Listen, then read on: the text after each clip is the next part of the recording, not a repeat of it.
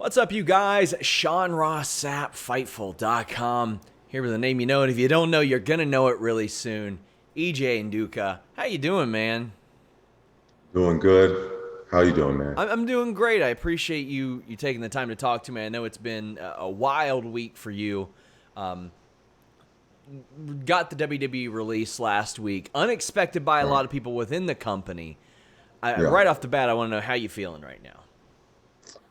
Um, I still feel kind of blindsided, but at the same time, I feel, full of faith and just I know the future has a lot. The future is very promising. So that's kind of where I am. I'm still kind of like processing things, it's still kind of fresh, but like I said, I actually feel blindsided is actually an understatement, really.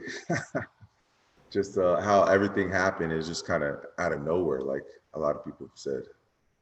So yeah, that was in speaking with people at the Performance Center. There were a lot of surprised people because Mhm. of, quite frankly, your upside. There were a lot of people that spoke highly of your athletic ability, your look, things of that nature. How had you felt like things were going at the Performance Center before you got that news? Um, First of all, the Performance Center is filled with elite, high level athletes. You walk in there, you've got people like Reggie. You've got a big Odyssey, like a 330-pound man that moves like a cat. You got some elite level athletes in there, excellent coaches that are constantly, giving you feedback. And I use those opportunities every time I talk to a coach, whether it be, Norman, Scotty, Terry Taylor. I was getting positive feedback. So it was kind of like it wasn't making a lot of sense when I walked into that room to get released because it was constant positive feedback. It was constant, you're going to make a lot of money in this business. As a matter of fact, that Friday before I got released, I had training. And after training, I go straight to weights. And then after weights, depending on how the day is, sometimes I go and watch some of the other classes.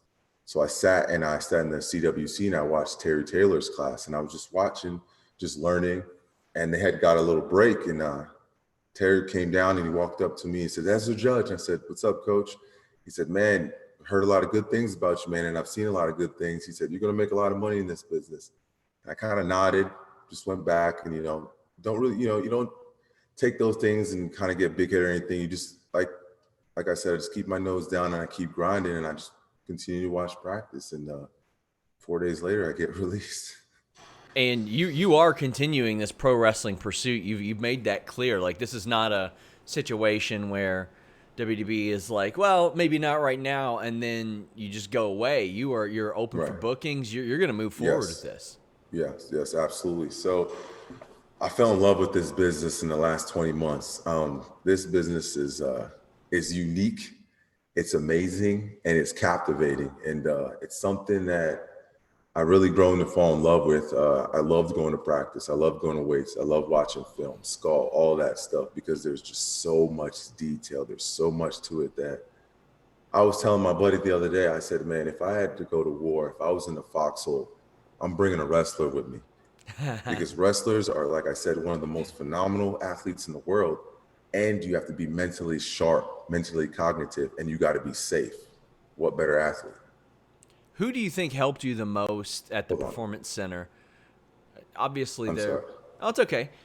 Who do you think helped you You the went off for most a at the second. Performance Center? I feel like there are so many wise names that had been around for so long, and like even when I see documentaries and I see them in the skull sessions, I'm like, man, that looks really Mhm. cool. You're getting direct feedback on what just happened the day before from some of the best talent that ever existed.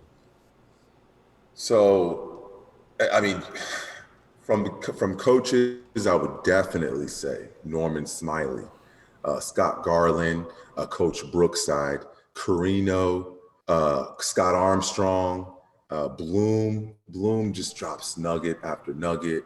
And some of the times you got to sort it out for yourself because it's kind of vague sometimes. But as you grow with the business, you're like, oh, I know what he meant when he said that, or okay, this makes sense now. You know what I'm saying? Before COVID, we used to have the legends come down. I mean, Taker came, Cena came, Mark Henry would come, Edge came. I mean, we would just get all this wealth of knowledge, all these people in the industry that are where we want to be. And they would come and talk to us and just pour into us. And it was just phenomenal. When you As have far as the athletes, go ahead. when you have a guy like Undertaker or Kane or even Bloom giving you advice, you're a big dude. Did that resonate with you even more? Is that something where you're like, oh my, good, somebody that I can learn specifically to work from them, like them? Yeah. When Taker or Bloom or anybody that was, big, when they came, when they came with advice, it was totally different from what I would get from another coach because, like you said, they're 6'8", they're 6'7", so they know how to work as a big man. They know the things to look for. They know what I can do, what I shouldn't do, how I should do it, what to look for, and it's all just like a bowl of soup. There's no one way to make soup. There's all this different ingredients, all these different minds, this different advice here and there, and then ultimately you make your own soup, and then you make who you are. The best advice I got was from Cena. Cena told me, when you first get into this business, you want to take three of the most influential wrestlers and just think about their move set, think about how they are, and kind of create yourself based off of those influences. I ultimately chose Randy Orton, The Rock, and Bobby Lashley, and a little bit of Kevin Owens because I love those guys' intensity and fearlessness. And so that was the direction I went, and I started to cultivate Ezra Judge. How did you feel like you were progressing at the PC? Because, I mean, you started almost from scratch. I mean, you had a great athletic background. You had been a bodybuilder as well.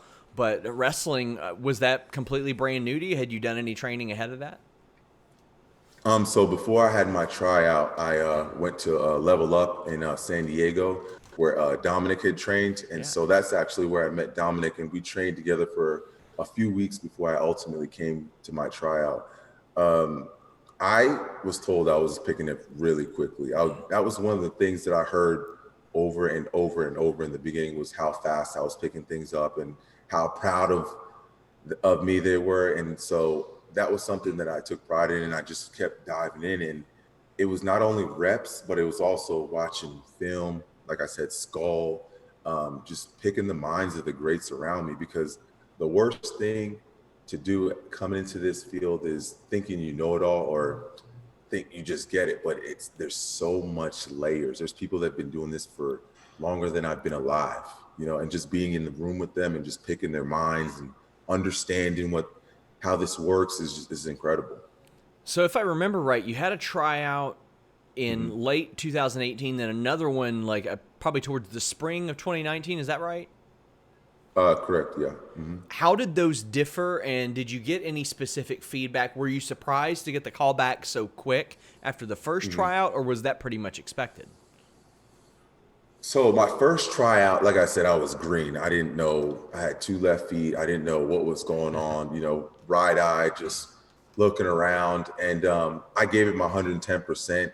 And the feedback that I got was the coaches loved me, but they wanted to know if I loved the business, how much I loved it. Because coming from an athletic background, there's this kind of a stigma where you know athletes, football players, they come in and they kind of feel entitled. They have this expectation, and the PC is a family, and that didn't mesh well with what was going on at the time. Not to say I mean, they didn't get that from me, but they just wanted to make sure that I loved the business as much as I said I did.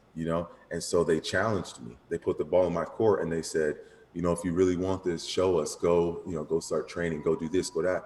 And it wasn't even. I didn't even get on the plane, and I had already found a wrestling school. I already found what I was going to do. I already started setting up my schedule because I was running a business at the time.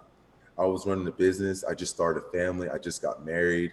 My wife was in law school. So we had one source of income, and it was that business. So I had to gamble on myself. And I always say I'll gamble on myself every day and twice on Sunday. So I gambled, and I got a call maybe 2 weeks later because I was training. I would send my film to Bloom. I would send it to Canyon, and I wouldn't hear anything. And then finally, like 2, 3 weeks later, this is when Paul Fair was still there. He called me and he's like, "Hey man, we don't normally do this, but we want to bring you in for the very next tryout." And I told him, I said, "Hey, look," I told him my situation. I said, "I'm running a business. I understand that you guys are running a business as well." And I said, "I can't afford to just keep coming back and forth. Like, if you guys are really interested in me, I'm working." And he said, "Look, you did great on the first trial. You got an A." He said, "You saw the test." He said, "Now you've got all the answers to the test. Come back and do exactly what you did and show them that you want this. And I'm telling you, you'll get an opportunity. You'll get a job." And that second tryout, by the second day, I already got the nod. I got, welcome aboard.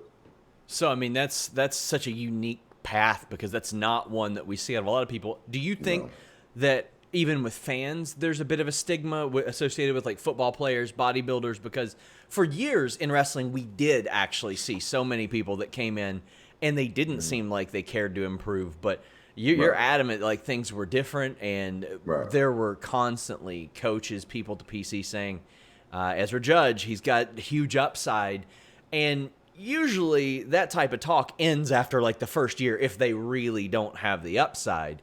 But you were apparently constantly showing that. Right.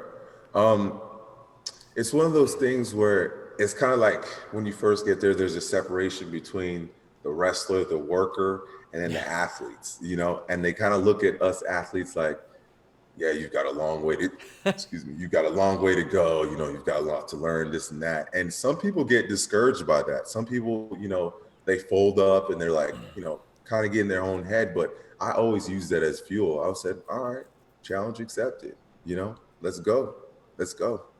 And now, I mean, I had put this out there during the last round of releases. The last 9 WWE champions, 5 of them have been released before, and came back to the company. You got Bobby Lashley, Daniel Bryan, AJ Styles, Jinder Mahal, Drew McIntyre. They all left the company, and then Brock Lesnar left for like 7 years. So it's very clear this is not the end of the road. Like, there are so many people that have such extended redemption stories, whether or not they were new, like AJ Styles was, whether they hadn't had a run, like Jinder Mahal was, whether maybe they were potential unfulfilled, like Drew McIntyre, or like Bobby Lashley, who had been in a prime spot at WrestleMania. So when you look at that, do you sit there and say, you know what, I can be one of those guys, I will be one of those guys? Absolutely. I mean, I even mentioned Bobby Lashley is one of the guys that I looked up to. Drew, all of them. These are really good guys, and they have the dog in them. And when I say dog, they got that fight. And sometimes you need that catalyst. And maybe this was the catalyst for me to go out there, learn more about the business, and just kind of get better, get smarter, and come back and just shock the world, like I know the Judge can. So, I mean, the indie scene is coming back right now after really a wild situation away. I mean, there hasn't been a PWG show in 18 months. Like, never thought I would see the day that something like that would happen. Is there anybody specifically out there that you're like, oh, I want to work with them. Maybe they can help me. Maybe I can learn something from them. Or this is an audience that I specifically want to work for? I want to let them know that if you bring in the Judge, you are bringing in the it factor. You're bringing in someone that's ready to work, put his nose down, learn the business, and grow. I don't have any specific promotions or any specific places. I just want to work. I want to get out there and I want to become great, like I know the Judge can. I think it's a blessing in disguise because all I know is the WWE way, and the WWE does a phenomenal job of what they do. They wouldn't be in business this long if they didn't. But there's many ways to skin a cat. There's multiple ways to get to the top. And you mentioned yourself, all the champions that have gone through the WWE in the last X amount of years, they've left and they've gone to other places. They've gone to TNA. They've gone, in the indie route, and then they came back. And sometimes you learn a whole bunch more when you hit rock bottom because all you can do is look up.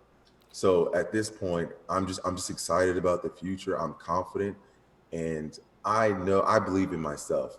I believe in myself because I know that I have what it takes, and I feel like it's not one of those things where it's you know, false confidence or false hope, because when it's a number of people telling you the same thing, it's almost like, okay, you know, I can do this. Because I'm going to be completely transparent. When I got released, you know, I was in my head, I was going through a lot of, you know, things. And one of the things was like, damn, should I keep doing this? And it wasn't even an hour before, you know, it got out in the, you know, the Twitter, Instagram, and all that, and I was getting DMs from workers, people on the main roster, people that I had maybe said 2 words to that never got to meet, telling me, "Don't quit. I think you got what it takes. You're built for this. You should go to the indie route. Maybe try this. Don't stop training. If you want to come train with us at XYZ, we're more than welcome to open the doors for you. I got the key to this gym. Like, don't stop training, Judge." And I talked to my wife, and she was actually the ultimatum. She looked at me and she said, "You're built for this." She said, "You are a high-level professional athlete. You know what you want. You know how to get after it. And I would not be surprised if you bounce back." She said, "That's what I expect you to do." And so I looked at her, and I looked at my son, my newborn son, 4 months old, Exodus. And I decided right then and there, I said, you know what? I'm going to go after this. So when are you contractually able to take bookings? I mean, I know you can take them now, but when are you actually allowed to appear for other companies? So I was released on the 19th of May. So I believe June 19th, technically, I can start working and getting back on the scene. So have you had any contact with any promoters thus far? Are you kind of waiting to see how that works out? Yeah, like I said, wasn't even 2 hours after I got released. My DMs just boom, boom, boom, boom, boom. All these promotions just asking me. I honestly wasn't really familiar with the non-compete clause. I didn't know if it was 30 days or 90 days, but apparently main roster is 90 and Yeah. NXT is 30. So originally I was like, oh no, I can't do anything for 3 months. And then they're like, no, you probably want to check that again. So my wife and I, looked at the contract. It's like, oh no, it is 30 days. So we started answering accordingly. And I just want to say that the positive feedback is over. Like, Twitter normally is the world of trolls. It is what it is. But like, I haven't received not one bad message, DM, comment. Like, it's just been supportive. And it's almost like, where were y'all when I was there? Why are you giving me my flowers now? Like, one of those things, it's like you get your flowers when you pass away. Like, I'm here now, let me get my flowers. I get the feeling you're going to get that opportunity quite a bit in the future. Yeah. One of the stories that had emerged last week was a disagreement with you and Okay. Drake Wuertz, who's been a little bit controversial, I'll say that. But do you want to clarify that story? Because people would ask me details, and I'm like, you know what? I don't feel comfortable applying details or context specifically to something that I wasn't there for, but I did hear about it an awful lot. So this happened literally 2 weeks into my tenure at WWE. When I literally first got there, I'm greener than money. I'm just bright eyes, putting my best foot forward. And this is when we were on the road, and we were doing live shows. And I believe it was Melbourne that we were in. And the rookies is kind of like an unsaid thing, and it's kind of a respect thing that you put the ring together as a rookie, and you let the vets and the guys that've been there take care of their business, handle their matches, do what they got to do. And I'm, like I said, I came from football, I came from bodybuilding, so I understand that the hierarchy, the invisible wall, as you say. And so I'm there with my new class, and we're setting up the ring. And mind you, like I said, I'm new to the business, so I had never set up a ring before, and this was probably like my third or fourth time. And I'm setting up the ring. First of all, I didn't even have to be there, because the first 4 weeks of being in the WWE, you don't have to go on the road. Like, that's your time to find your apartment, where you're gonna live, like settle down. But me being who I am, I said, no, why not? I'm not gonna stay at home twiddling my thumbs with my thumb up my butt. I'm gonna get up in the mix, So I went, and there was like one other person that had done it too. It was to Ashanti the Body. Ah, yeah. And yeah, he was in my same signing class. So it was me and him, and I'll never forget. He was showing me how to tie the ropes of the curtain, and Drake was in the middle of the ring, and apparently something on the other side of the ring like needed a pad. I think it was like a turnbuckle pad or something. And me and Drake, he was in the middle of the ring, and he was like yelling, like, "We need somebody here. We need somebody here right now. We need somebody here to put these turnbuckle keys on." And me and Tahuti, we're working, so we're tying the knots. And he looks right at me and Tahuti and he says, "You two get up here right now and put these pads on the turnbuckle." And I slowly turned and looked at him, and I said, "We're doing this right now. We're gonna finish this, and then we'll get to that, Drake." He snapped, just was yelling on top of his young. So it's like, "No, you get in here right now. I don't know." And so I slid into the ring, and mind you, everybody's watching. The coaches, the athletes, everybody's watching. So me being who I am, I slid into the ring. I slowly got up, and I looked up in his eyes, and I said, "Don't ever talk to me like that again.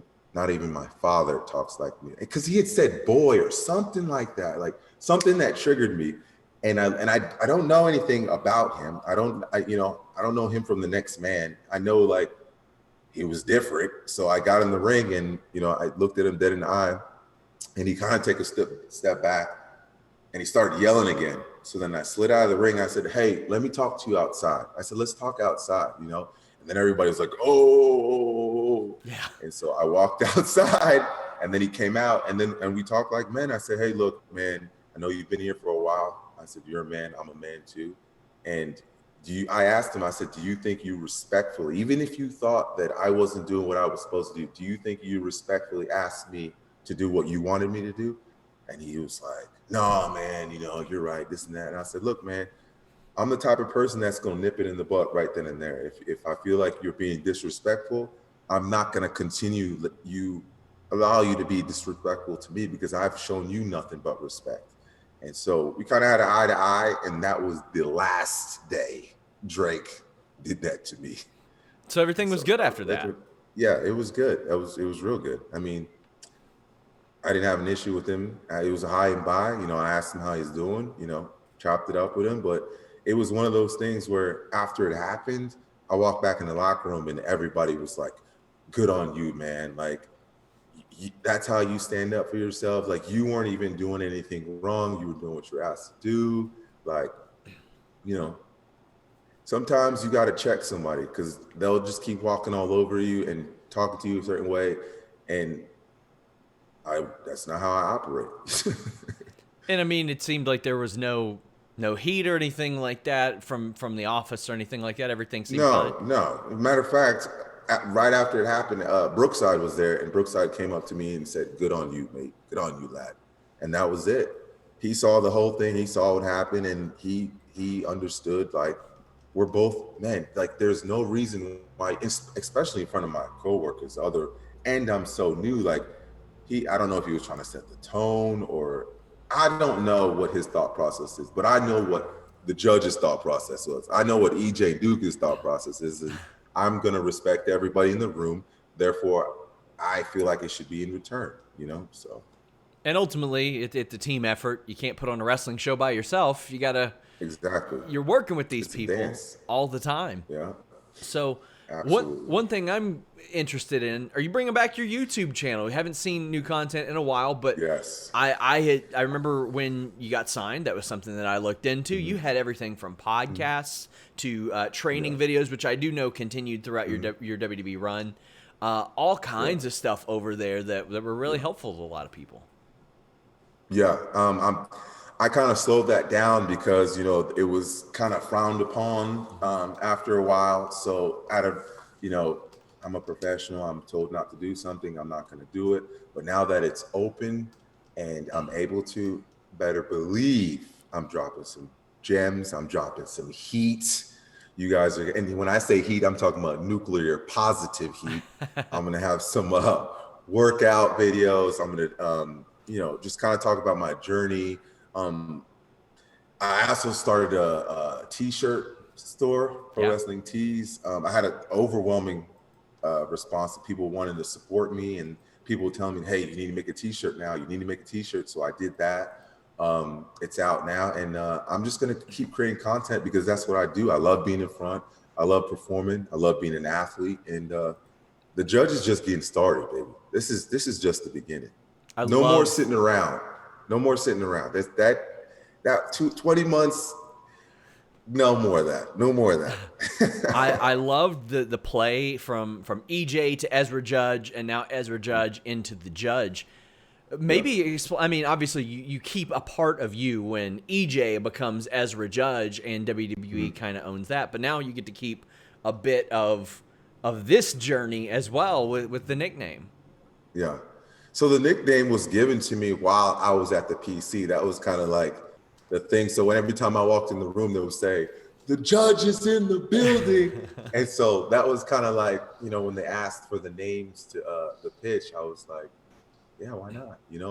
Let's see how it shakes out. And so where EJ and Nduka and the judge ends and begins, um, there's a fine line, just like the line between insanity and genius. And so and so right now he's still grown. It's season 1 of the judge, and by the time we get to season 10, it may be a whole different judge, but in a sense it's still gonna be the judge. So as we start to wrap up, just a couple more.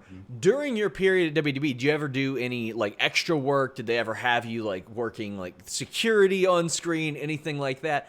You are the type of fellow that it's hard for you to blend in with a lot of people. Right. You're a Right. huge dude, so I mean, I know sometimes they want those to be a little bit more conspicuous, so to speak. Right. So at my time there, I didn't do much security work for that exact reason. I was just too big. The writers and producers was joking around like, I mean, you can't have him here. Like there was a scene, I think there was a scene out they wanted me to do in the club or something. And I remember Carino joked around and said, you don't look like you're security in the club. You look like you own the club. And so he's like, you can't, we can't have you here. And I did get an opportunity to shoot a SmackDown commercial 2 weeks before I got released. And I spent some time really getting to know and pick the mind of Triple H, Cool. Stephanie, and it was awesome. Like I said, my time at the WWE was awesome. And so when I got released, it was a total blindside. Like people thought I was joking. They thought like it was a joke. Like they didn't believe it. So I mean, I was always told that I had to be protected and I had to be used in a role where, because a guy like me doesn't come around often, from their mouth to my ears, they said they couldn't afford to put a 6'7", 275-pound guy out there and you make a mistake because then it falls back on them because they didn't do a good job of protecting me. I was told to keep being the hardest work in the room, like our good friend Dwayne Johnson. And I was always told, like, you guys share a lot. You have enough charisma to fill the room. Your work ethic is good. Just keep your head down and keep going. And that's what I did. I kept my mouth shut, put my head down, came to work, put my best foot forward, and worked. And then this is where it led me to. And there is a proven formula and a track record behind what they said to you, because they did that with Braun. Like, he was on very few, if any, broadcasts before he popped up in the Wyatt family. Tell me a little bit more about this SmackDown commercial. How did you get that opportunity? Who hit you up and said, hey, you're going to be in a SmackDown commercial? It was Bloom, and it was literally right after my last match. We had PC live matches, and I had a really good match, and Bloom was telling me how proud of me he was and how I was progressing and how these PC lives I've really benefited from them and I'm using it to my advantage. And he came up to me right before the show was ended and he said, hey, I want you to go to Tampa. They need some talent to shoot this commercial and I trust you to do it. And so I got the opportunity to go do that. That's fantastic. And Final question. You made that transition from football and obviously some time in between to wrestling. Do you think football prepared you at all for wrestling, for the bumps and the bruises or any of that? Or is it a completely different animal and you feel like you would have been as prepared even without football in your history? No question. No, football, no, without a doubt, helped me because this is not a ballet. This is a combat sport. This is physical. And football, no one's out there trying to be safe. No one's trying to tackle you and say, "Hey, brother, are you good?" when they pick me up. No, they don't. They trying to take my soul. They're trying to make sure this brother doesn't get back up. But it football almost like calcified my body to be able to take these big bumps and the strikes and the holds and everything. And it also mentally prepared me. It mentally allowed me to go through diversity, and it mentally prepared me to understand and remember the spots, because we have to remember 30, 40 plays any given game. Sometimes we'll pull out a play from something we did in summer camp we haven't practiced in weeks, and you've got to be able to dig deep under pressure and be able to perform. And so I think that 1000% helped me with wrestling.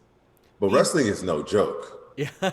It's a different animal. Like, you don't get in wrestling shape unless you wrestle, So that's that on that.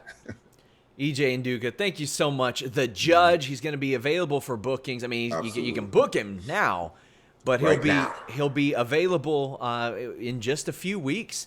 I want to thank you so much. Of course, everybody follow him at EJ the Judge. You see it here on the screen. Check out his Pro Wrestling Tee store. But, man, I can't tell you how much this means to me that you were willing to speak to me. I know it's been a wild week for you. Yeah, and I'm just happy and I'm thankful that you had me here. It's been awesome talking to you. Well, thank you so much. Hopefully this isn't the last time. Guys, absolutely not. Check him out. Until next time, we're out.